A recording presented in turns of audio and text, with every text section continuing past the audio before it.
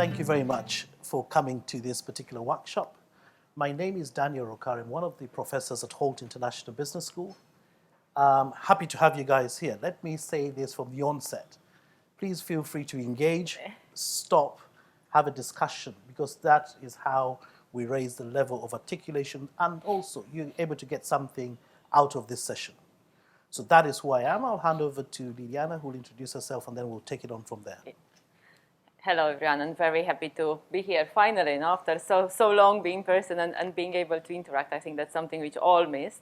Now, good to see here and have the opportunity to share together with Daniel some of our learnings and knowledge coming from both practitioner and academic field. I would say about myself that I'm a business strategist working with various companies like Unilever or Tata Consumer Products in their area of innovation strategy and marketing overall, but also teaching at Hult International Business School topics around innovations, design thinking, and marketing. So basically putting these two areas together, we kind of look into what are some interesting areas and interesting topics companies would be looking for, or how they can really drive innovations. That's one big thing, we hear this a lot these days, how we can drive portfolio, how we can resign and redefine portfolio, and that's something we are going to look into and share our thoughts and kind of findings, I would say, into this space, but definitely very happy to hear your thoughts and experience. So let's make it an interactive. It's a rather a small group. Let's make it as interactive as possible. I think this quote of Alan Kay, it's something which kind of grabbed our attention, and I think it's very relevant today. Yeah? So if you want to, the best way to predict the future is to create it, and that's something which any company has to do today, yeah, more or less. Otherwise, we'll just be a follower, and you never know when somebody else is coming and when the competition is rising up. So it's really, really important to take a stand and take action and get involved and do things differently as a company. So create your own future. Good. So before getting into the areas and key points to topic, looking to this research published recently by McKinsey, looking to more than 2,500 companies, what they realized there are basically three big groups of companies, and the majority are sitting in the middle range. 60% are there in the middle, where basically what's happening, there is not too much growth, and they're kind of really stagnant or a very slight growth. And I think many of the FMCG companies are in that position. So been and experienced this part of Unilever company at Tata, there is the same pressure about what exactly can you do as a company to go out of that one, so that's not easy thing to do. Of course, there is a 20% of the ones which are declining. That's life, and that's happening, and an accelerated decline. But there's 20% of companies who are there up, and rising and going to a, more than really high double-digit growth. So I think the challenge is what exactly and how companies can get into that space. I think that's a big question. Of course, being in the right industry, the industry which is growing currently, that's that's a given that will help you, progress into that space. But not all companies can be in tech industry. Yeah? So we are not tech. We'll be also FMCG, and people would still need to drink tea or coffee or other things. So what exactly can we do in that environment? And the research proven that there is an 8% of the companies who can make this jump. Yeah? So we start looking and getting into details. What exactly it takes for a company to make the jump? What exactly you need to do as a company? So looking from this perspective, how you can really accelerate this transition, and what are some key areas you can focus on. One, it's trends. How you understand and fit and make sure you capture the key trends in the market and really go on that wave, which will allow you to go further. Now, the second important area is around really identify some big moves in terms of transformation. How you can capture some performance aspects and embed it into or upscaling and changing as part of your organization. And the other it is how you differentiate versus competitors. That's coming like a key point, especially when you have a lot of new entrants in the market. How you really go ahead the competition. What are kind of some key areas for a company to focus? Now, I'd say last but not least, it is about portfolio. How you can really define a future-proofing portfolio, which on one hand will enable you to create and capture value. So that will be like two important areas. The other thing, how you can embed technology in part of your business. And I would say last but not least, agile allocation of resources. we know resources, are quite important these days, and the way how you use them, it's quite important. These are somehow three areas we are, and we'll look into, and some thoughts we are going to share with you during this session. So, starting with the trends, everybody talks about trends. Probably wherever you look and wherever you open something, you'll see something about trends. We did quite extensive research and look into what are really the key ones, which you feel like would do impact a business and the business growth and the business development in the current environment. So we identify 6 big ones, but happy to hear if there will be any other thoughts you feel that something else we missed. Data and digitalization, definitely, it's a key one, probably one of the most important we see. So it is about how a company can get the right insights using data. What kind of data you can use. Also, the conversation in the morning, the panel was about how you drive personalization by using data. What are the right ways in getting that one, something which is relevant for your company. The second is about business agility, capability of a business to try to move from and develop and move resources from one side or another, and try to kind of upscale some parts which are growing or fitting into an entire interesting or segment, and try to reduce the others, but not necessarily neglecting completely. I would say the other one, again, was coming probably like through the conversation of today. It is about this hyper-segmentation. Yeah? So, and really how we can answer and capture the consumer needs in the best way possible, an answer to that specific ones. And how a big company, and talking from this perspective, can move from really big things, mass production, towards something more personalized, which is answering consumer needs. How we can diversify and create this experience in a different way, especially in the context of, still going on, have to use the digital environment, how you can get the experience. That's a big thing. And for example, e-commerce and some new experience through e-commerce are coming there to come and help companies to build that part. Ecosystems and partnerships, that's a big trend. And that's the way, for example, you could get the vaccine faster than probably otherwise. That's the way how different companies work during pandemic or even afterwards, combining a cosmetic manufacturer together with an alcoholic drinks manufacturing and creating hand sanitizer very quickly because that's what we needed. But I think that's something which companies do need to look for the future. Yeah, so for example, at Tata, we work very often with small startups, within the beverage industries, really to get, because they're more agile, get specialized in a certain segment, which we are not. It will take us a while to get there, how we can work together and kind of harness the knowledge which exists somewhere else, bring in the company, support them to kind of grow, scale up, or grow together and create a new environment. And there are two big trends which are, again, important. One, it is this inequality, how basically companies can take a stand and do something when we talk about inequality, and that's something consumer would expect from us. And of course, environment.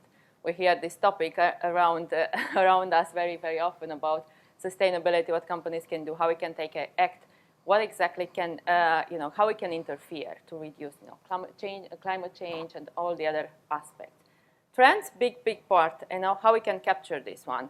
Maybe something else, but we felt that these are really kind of key important ones. Now handing over to Daniel to look to the other aspects. Thank you very much, Liliana. Now, I'll just start off by reminding you guys, if you listen to the conversation in the morning, the gentleman from the airline talked about how they had used data to be able to create 3 classes. What I was trying to ask him at the back, I was dying to ask him a question, was whether he is looking at how they use that data to be able to align it with sales and growth of their competitors. Because it is one thing to be able to improve customer experience. It's another to be able to drive sales, retain, reduce attrition rate, and then grow your business. That is what we're going to try and talk about, and I'm going to engage most of you in the conversation. So we identified a theory. It sounds a bit crazy. Ambidextrous business models or ambidextrous business models talk about how organizations can do 2 things at the same time. How do you optimize your current growth in your core portfolios, but also think about how you grow for the future? Let me give you an example of some of the companies we're working with. I walk into the chief executive's office and say, I would need £5 million. For what? I'm not too sure.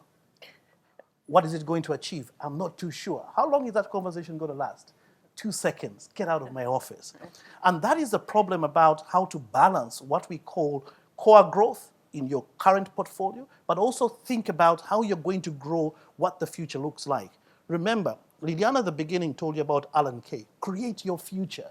You have to proactively look at how you drive what that future looks like. Otherwise, you're going to be reacting to the market. And by reacting to the market, your strategies will always be second best. If you use reactive strategies and not proactive strategies, your strategies are always catch-up strategies. So ambidextrous business models are fantastic. Organizations can even use them in the same portfolio to be able to drive or maximize efficiencies, but also optimize the growth for the future. Now, we have also identified how businesses can do something called transformation for future-proofing. Future-proofing basically means how do you secure your future? So how do you secure, it's like buying a future, playing in the futures market. How do you secure your future while being able to survive today? And we have identified that aspects associated with value creation and value capture. I always work with businesses, and you find that businesses are doing the wrong thing. They're interested in creating value, and they spend a lot of resources creating value instead of looking at how they can capture existing value. Capturing existing value is very, very simple, and I'm going to have a conversation about how you do that. There is no need to start recreating or looking for something new, yet there are opportunities to maximize alternative revenue streams, additional revenue streams, market penetration options. That is pretty much what we call exposing your business model to capturing existing value prior to looking for new value. Obviously, you've got to be able to have agile resources. I've worked with businesses, I tell them, employ resources. At Hult, as soon as the pandemic hit, we put in new technology to have what we call blended learning. Luckily, I was part of that conversation, and I said, look, we have got to think post-COVID. So if we're going to embed technology, we have got to think about technology that sits outside of our current need. Today, we're now able to provide online education that uses artificial intelligence, VR. That, yes, has accelerated our innovation by almost 5 years, simply because of the decision we took in terms of the agile resource that we needed as we were responding to COVID-19. The last bit here is obviously digital, and I always tell, AI has been with us for in fact, I always say, what does that mean? When somebody says, we use big data and AI, I'm like, okay, how? Let us dig deeper. And once we start digging deep, we then realize that what they're doing is that they're using AI and machine learning or whatever technology they're using for their operations. No one is thinking about their future, the ambidextrous business models, all right? Now, Liliana and I do not just talk about this stuff. So what we have done is that we have tried to create a model.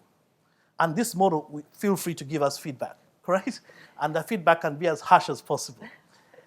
This model is called the 3-step model of future-proofing. And the purpose is to help businesses proactively deliver business transformation. And it has 2 objectives. The first objective is how a business would be able to achieve sustainable growth. But the most important is something called growth paths and OKRs.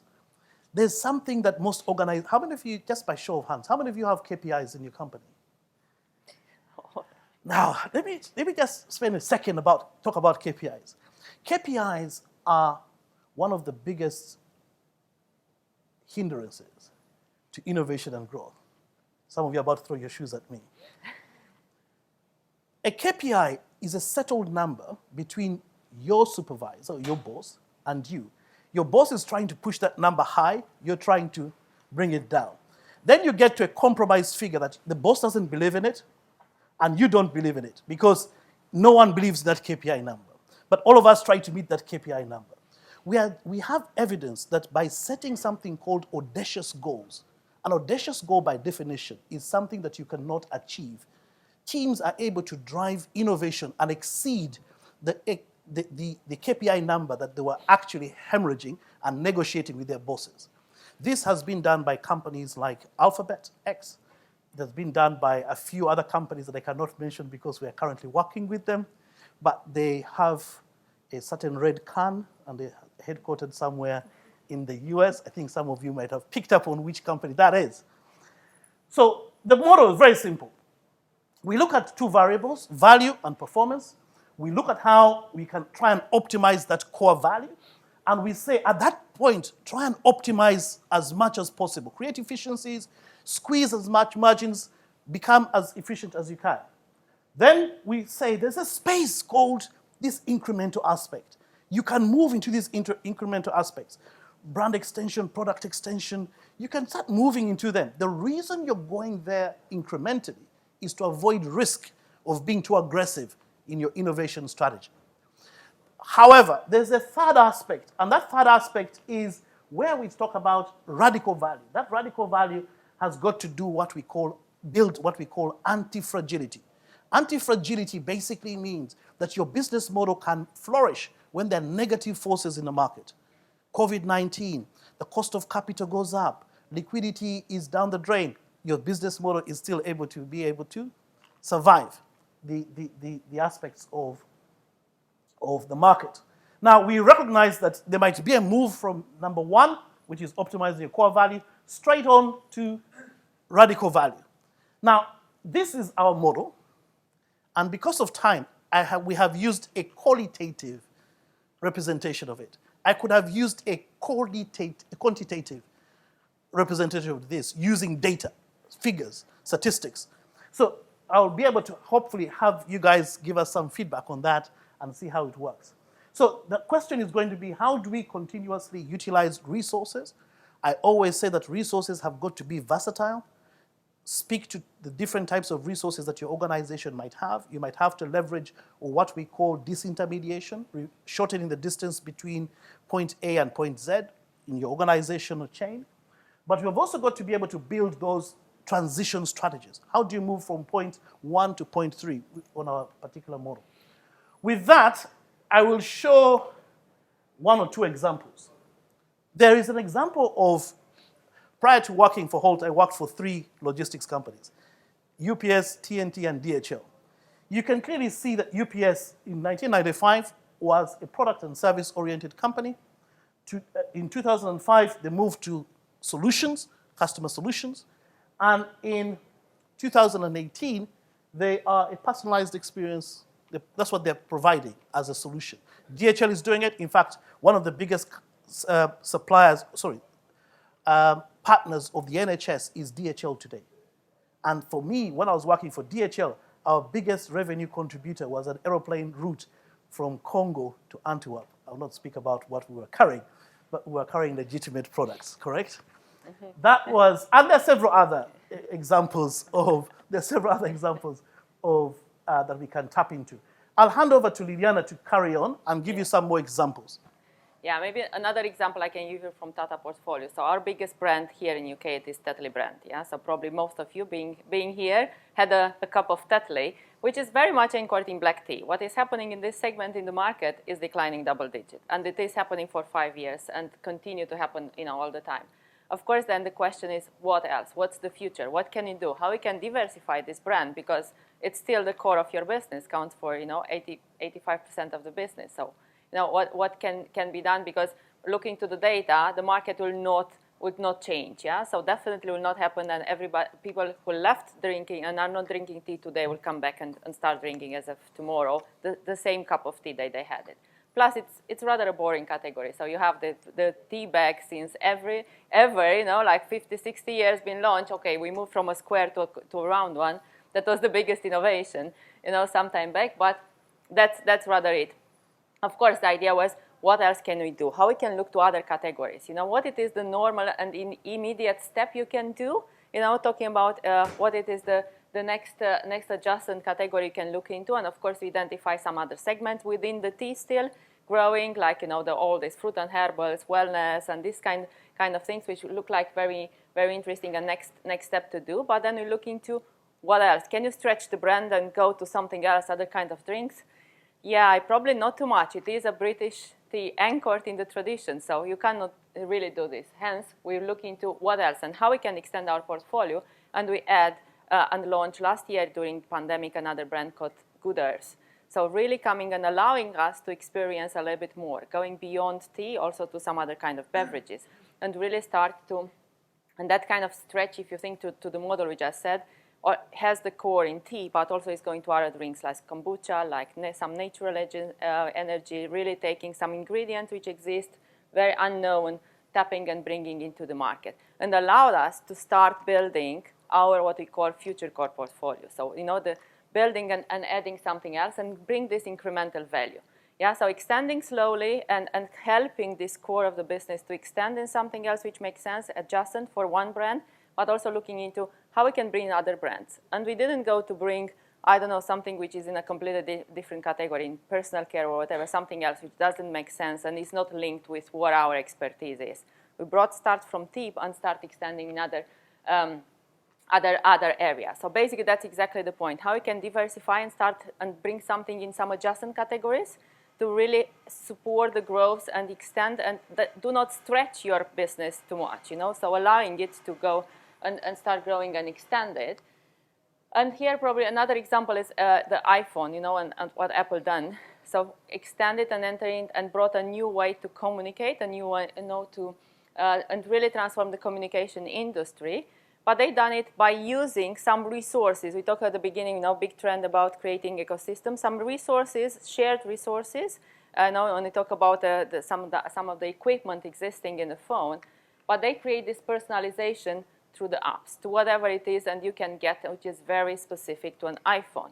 So I think that's the beauty of what can be done to really drive this incremental value. See what exists, how you can capitalize and stretch a bit your portfolio and look at what's the future, what's the next step, but look also what can be relevant for you and how you make the steps as you go. Detergents, very simple. We had, powder detergent, then we moved to liquids, then now we talk about capsules. A few years ago, and the market moved, I don't know how many people are still using powder detergent these days, yeah? Probably not too many, talking about a market which is very developed, but rather most moving towards capsule and something very convenient, easy to use. 5 years ago, when I was working in Unilever in this category, it was one of the biggest failures. So we had to come with this product again on the market, because nobody really understood how to use the capsules. Everybody was very much anchored in the powder. So if you make the big loop, that can be risky. If you make step by step, that will help you to create incremental value. So another example which brought it is this e-commerce and digitalization. So of course, companies, most of us had been forced to embed e-commerce into our business. So for example, again, at Tata, it was a very, very small part of our business. We still work with big retailers, and they are, kind of the big part of our business. But we had to upscale the capability on e-commerce. And for a brand like Good Earth just launched, the key way of launching into the market was digital and e-commerce. And e-commerce grew, exponentially in the last year, and I think it's here to stay. These habits and transitions and the way people buy are definitely change. And this brings us to the third area, which is this they call radical value, and Danielle already mentioned about this antifragility. How you can prepare your company towards a future, development, towards, how to make it sustainable and able to grow and continue to grow in the future, and bring that innovations which can be relevant for it. How we can scope that kind of interesting ideas which will bring it a bit further away. I have here a few examples, and I think this is a brilliant why where Philips, probably know the company from the Dutch company, they produce a lot of kind of different machines and products and different things. They start embedding into their business services. Yeah, they didn't really have it before. They started a cooperation with Schiphol Airport in Amsterdam, and basically they are selling to Schiphol services, light services, and it's called pay-per-looks model. So basically, they taking care about whatever means lighting within the airport, not necessarily selling, no, I give you this, I don't know, bulbs or whatever you need, this equipment, you need it here, there, whatever, and you will change it whatever is needed. So whatever is needed, they take care, they supply whatever is needed, they check it regularly, they go and implement it, and then the bill is coming. That's the service complete. So then Schiphol Airport doesn't need to have their electricians, whatever, other people. So because this is coming regularly. So they went from products to services. And we see quite a lot of companies making this move and start adding and embedding this in their business. Another example into this space, it is around, sustainability and circular economy. And I think a very, very, important topic, a burning one these days. And I don't know if you heard of Loop or use it as a system. It is basically just been launched here in UK in cooperation with Tesco, I think 4 weeks ago. It's part of TerraCycle. So they're looking into bringing this idea of reusability of products, of materials and packaging first and most important. So, and creating partnerships. So they're looking to no waste and try to allow packaging to be reused 100 times. So I think really interesting because you transform packaging from a cost to an asset for a brand, because you create something which is more resistant, durable, something looking better on one hand, and you have a cost saving, so you don't need to invest in your packaging 100 times. So definitely you invest a bit more to a certain point, but then you keep reusing. And also important, so it looks very complicated, that it's a little bit their ecosystem. So they're working with brands, they're working with manufacturers, they're working with retailers, and they have also their D2C segment. So as a consumer, you order your product, you get them home, then get it home, you use it, and you send it back through Loop, and then they send it, clean the packaging, and it's coming back. The manufacturer is filling the product, you send it there, reach your customer, then you get back and refill it. So basically, they're not working by themselves. They put all these elements and aspects together and create a new system. And the last but not least example, it is a new type of packaging, which probably all of us, the big challenges, I know, it is, Tesco is coming saying you can't use plastic anymore, so what exactly can you do? Some initial thinking, for example, of Carlsberg and other companies, like also Coca-Cola, looking new materials to be reused. But how we get to these things, I'll get back. All right. Thank you very much, Liliana. All right. So what we're trying to look at here is that there are certain tools that organizations can use, and most of which design thinking plays a significant role. We use this at Hult. We use it with our customers for organizations to be able to understand how they can empathize, collect data, identify demand spaces, exploit those demand spaces to be able to understand how they can prototype, test, and deliver solutions. Now, again, remember that we are a bit practical, correct? We don't want to be too theoretical.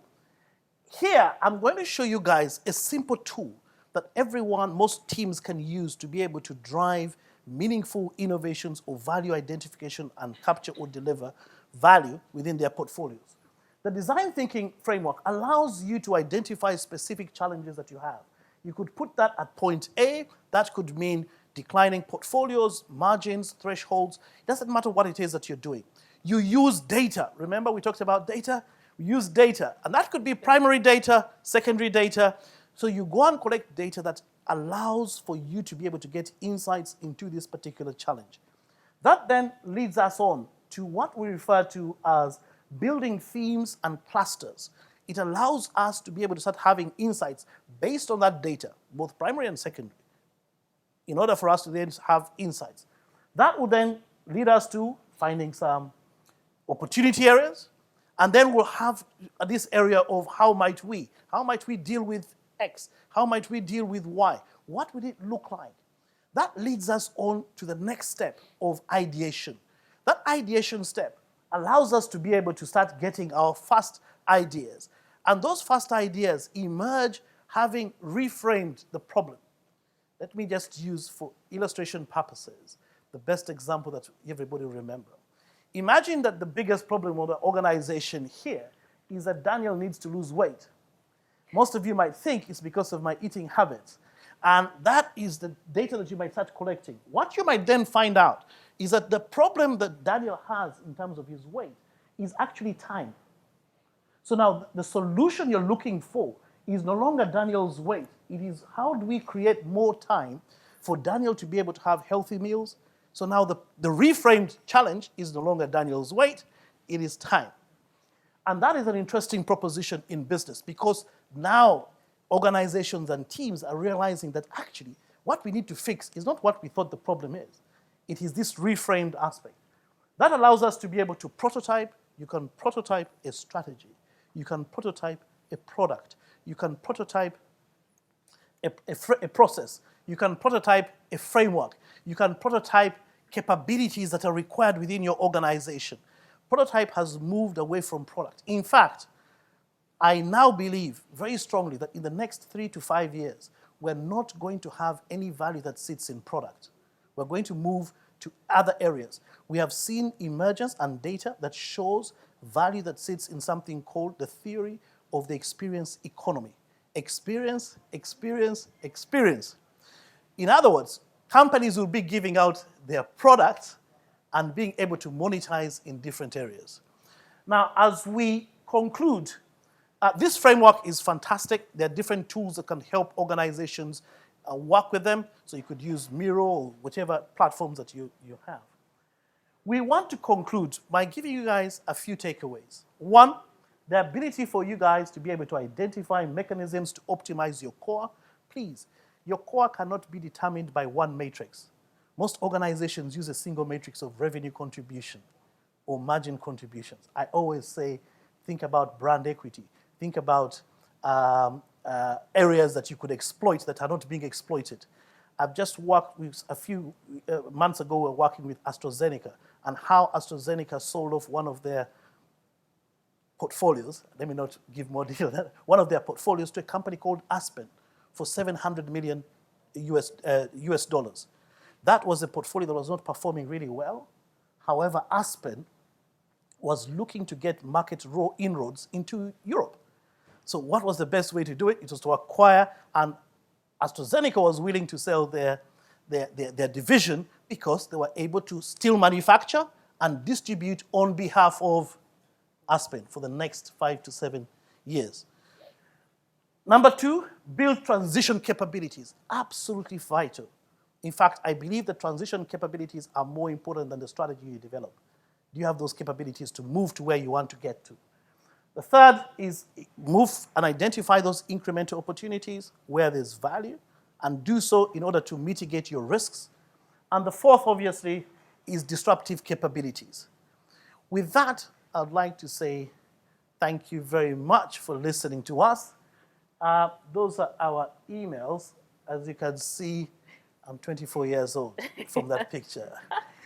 Thank you very much for listening to us. And I would say if you have any questions or if you want to share any insights, feel free to do so.